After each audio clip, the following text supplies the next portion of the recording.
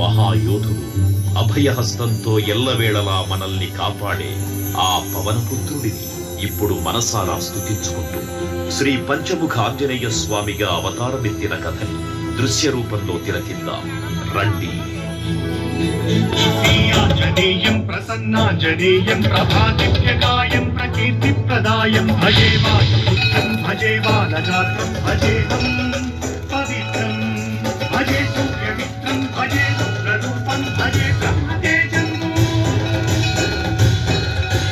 అది రామాయణ మహాయుద్ధం భీకరంగా సాగుతోన్న తరుణం.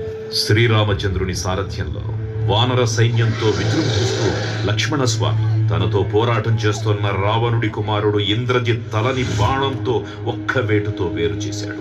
ఇంద్రజిత్ మరణ వార్త విన్న రావణుడు ఆవేశంతో ఊగిపోయాడు. ప్రతీకారం కోసం పాతాళ లోకాధిపతి తన సోదరుడు అయినటువంటి